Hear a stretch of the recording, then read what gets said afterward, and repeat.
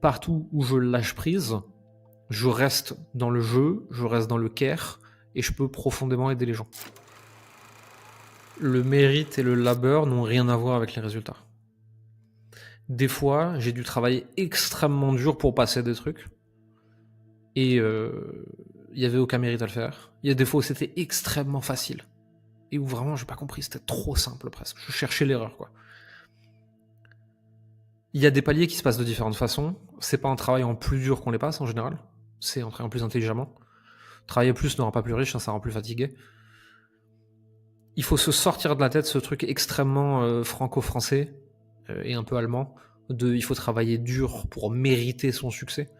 Le succès ne se mérite pas par la dureté du travail, mais encore une fois, par ta capacité à résoudre des problèmes qui ont un plus gros effet de levier. C'est la notion d'input-output. Ce que je mets à l'entrée comme effort ou autre ressource, ce que je reçois à la sortie comme résultat.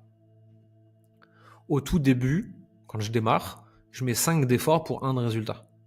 Au fur et à mesure je m'améliore, je mets 1 d'effort pour 1 de résultat. Et un jour, j'ai les bons effets de levier, j'ai compris des nouvelles choses, et je mets 1 d'effort pour 100 de résultats. Est-ce que je l'ai plus mérité à un endroit que l'autre? Je pense pas. Le mérite n'a rien à voir là-dedans. Et la difficulté du travail n'amène pas de mérite. C'est pas parce que c'est facile que c'est mal. Si on peut le faire d'une façon plus facile, pourquoi le faire d'une façon plus dure? Il n'y a pas de gloire à souffrir. Il y a une expérience que j'aimais bien faire avec nos clients sur des événements. Je leur demandais c'est quoi ton objectif? Et ils me disaient par exemple 50 000. Et là je les regarde et dans le plus grand des calmes, je leur dis pourquoi pas 50 millions? Et là la personne elle bug. On sent vraiment qu'il y a un truc dans sa tête, ça fait POC. Pourquoi elle bug? Pas parce que 50 millions c'est trop, ça on s'en fout. Parce qu'elle vient de s'imaginer fois 1000 ce qu'elle faisait. Et elle se dit mais c'est impossible en fait. Précisément parce que t'es pas censé fois 1000 pour y arriver. Et si tu veux faire 50 et que je te dis pourquoi pas 100, t'arrives à t'imaginer faire x2 de ce que tu fais en charge de travail et tu te dis ok donc je vais travailler 2 fois plus dur. Mais si je te dis x 1000, x 2000, x 5000, x 10 000, c'est impossible. Tu vois, matériellement ça marche pas. Et donc là instantanément tu comprends que la solution n'est pas là. Si tu penses qu'il faut travailler plus dur, tu te contentes systématiquement d'objectifs qui s'atteignent en travaillant plus dur. T'as un bouquin, je crois que c'est Dan Sullivan, si je dis pas de bêtises, qui s'appelle 10x is easier than 2x, je crois, un truc comme ça. Je sais plus exactement le titre, mais c'est un truc qui s'approche. Et en gros, qui dit faire x10 c'est plus simple que faire x2.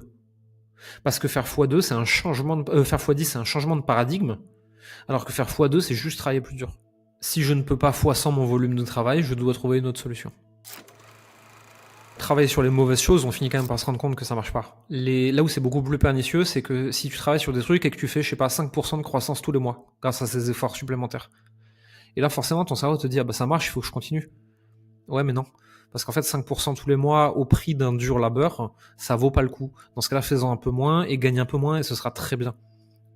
Cherche l'effet de levier où est-ce que je vais chercher plus 150%, sachant que je peux pas faire 150% d'efforts supplémentaires. Ça, c'est la bonne question à se poser, c'est ça qui amène des vrais résultats. C'est un changement de paradigme. Travailler très très dur, ça a jamais de sens dans nos métiers. Il y a d'autres métiers où ça peut être le cas, c'est différent. Hein. Si demain tu veux être sportif professionnel, tu vas en chier. Dans nos métiers, ça n'a pas de sens. Pour moi, l'équivalent de travailler beaucoup dans nos métiers, c'est de travailler 8 heures par jour, 5 jours par semaine. Ça, c'est ceux qui bossent le plus.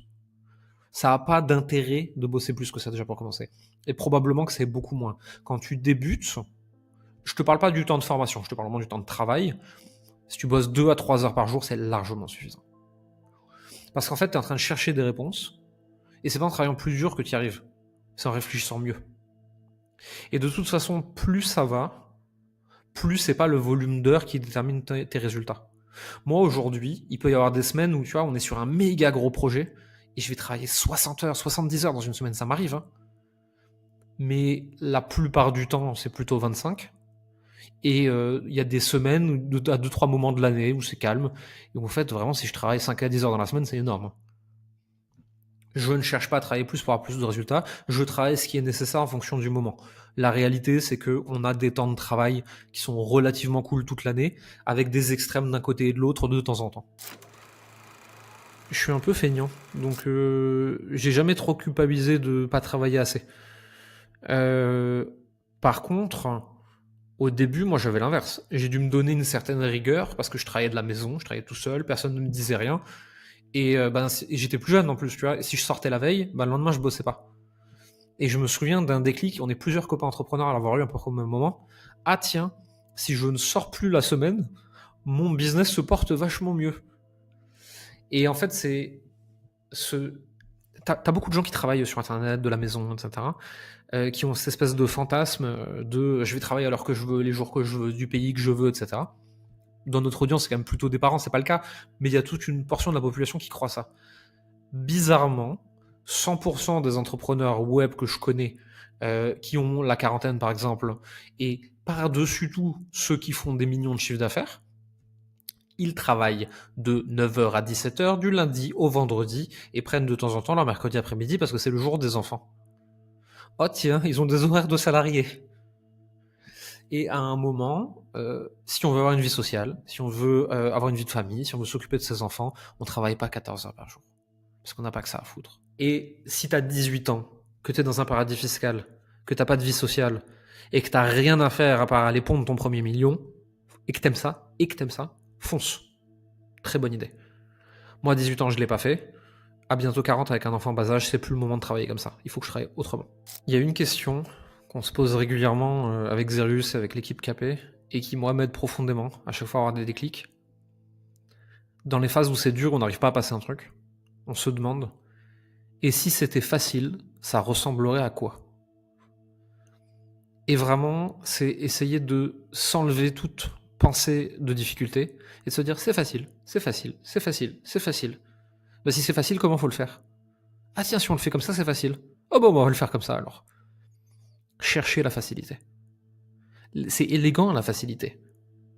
Tout le monde croit que si c'est facile, c'est que c'est nul. Non. Il faut faire preuve d'énormément de finesse pour trouver les façons faciles de réussir. C'est pas du tout anodin. Et ça demande du travail de trouver des solutions faciles. Mais c'est les solutions qui ont le plus de potentiel sur le long terme. Donc si vous pouvez trouver la facilité, foncez.